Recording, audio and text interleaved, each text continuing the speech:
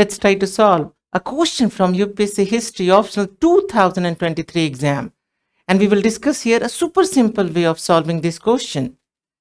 See this question, it says that analyze the tenets, spread and impact of Bhakti movement.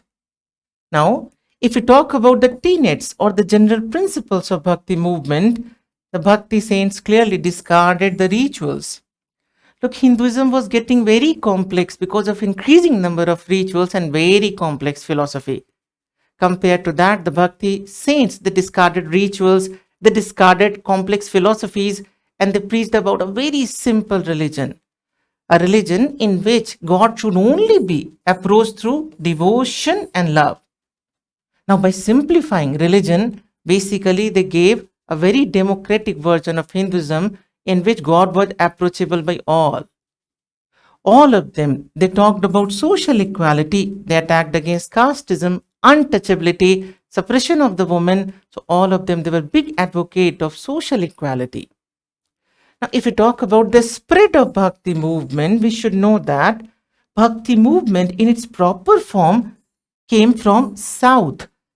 It was popularized in South by the Alvar saints, who were Vaishnavite saints, and Nayanar saints, who were Shaivite saints. So, याद रखेंगे, Alvar saints were Vaishnavite and Nayanar saints, they were Shaivite saints. Then, from South, another great contribution came in the form of the work of Ramanujacharya. Ramanujacharya gave the famous principle of Visisht Advait. So what was Visisht Advait? It was a modification of Advaitvad given by Shankaracharya. Shankaracharya said Advait, only Brahma is true. Ramanujacharya said Visisht Advait, only Brahma is true, but Brahma can only be perceived when there is some quality in that. Now, the Visisht Advaitvad gave the philosophical basis to Bhakti movement in South. One of the disciples of Ramanujacharya was Ramananda.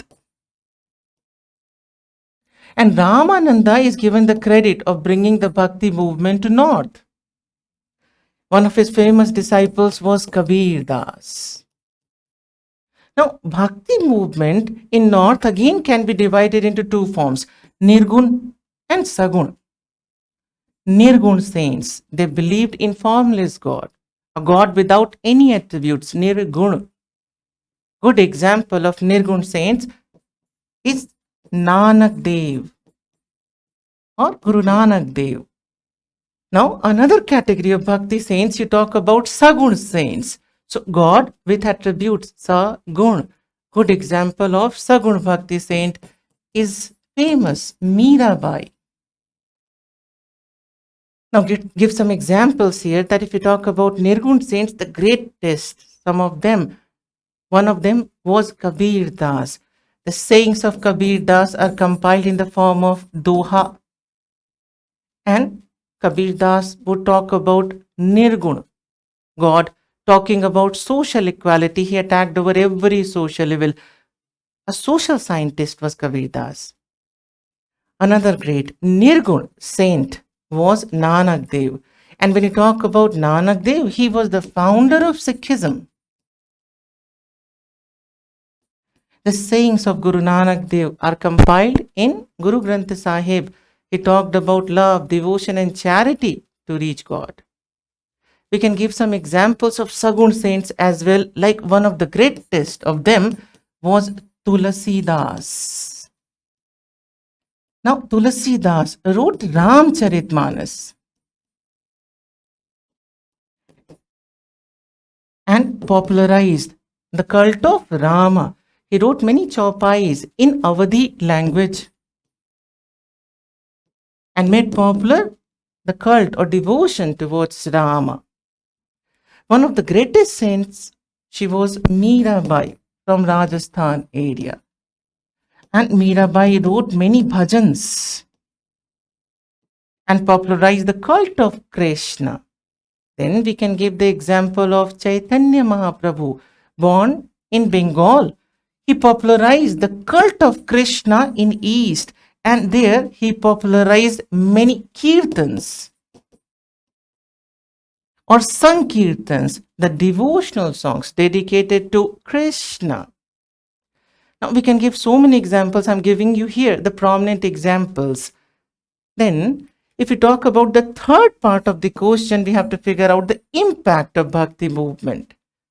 Don't you think that by giving a simple version of Hinduism just based on love and devotion without any rituals, they gave a very liberal face of religion, making it very popular among the people. Then we discussed that they were all attacking our social levels like casteism, untouchability. So all of them, they were actually behaving like social scientists, big advocates of social equality they were. Don't you think that all of them, they contributed towards literature? For example, Guru Nanakdev would contribute a lot towards Punjabi literature. Chaitanya Mahaprabhu would contribute a lot towards Bengali literature. Mirabai would contribute a lot towards bhajans and kirtan, bhajan, and so many devotional songs would be written by Mirabai. Then music, a lot of contribution came from Bhakti saints in field of music. Kirtan, Sankirtan, so many form of devotional singing, they all made music very rich that time. One of the greatest contribution of Bhakti movement was that it would have a very, very good impact on Sufism as well. In fact, the Bhakti saints and the Sufi saints, they were talking so much alike that gave rise to a movement in India that was called Syncretic movement. Basically, this Syncretic movement made the synthesis between the Hindu and Islamic ideas very easier. And basically, it supported communal harmony then. Now, the impact was very positive, but in optional, we can also go for a criticism of Bhakti movement. Don't you think that if we talk about criticism of Bhakti movement and its impact, they criticize casteism, they criticize untouchability, they criticize the problems in society, but one demerit was there that they could not propose almost a new system. Hinduism continued in its form still even after Bhakti movement. One criticism of Bhakti movement. Second criticism of Bhakti movement, that apart from Guru Nanakdev who established Sikhism, none of them they could establish strong institutions. For example, Kabir was a great Bhakti saint, but Kabir Panthis Sampradaya would not become that powerful just as compared to Sikhism. So institutions were not developed by them. Certainly, we can also talk about some criticism of the impact of Bhakti movement. Now, if you talk about the introduction for this question, can we not say that the Bhakti movement basically emerged as a reaction to the growing complexity in religion because of rituals and philosophy? And when we talk about conclusion, can we not say that despite of its limitations, no? Certainly, there were some limitations of Bhakti movement, but we have to accept that despite of its limitations, Bhakti movement gave, as of now, the most democratic version of Hinduism in which everyone would be able to approach God just with the help of love and devotion. Now, when we are solving the questions in history optional, it's much better to approach the question through concepts rather than trying to approach it through facts. Thank you so much.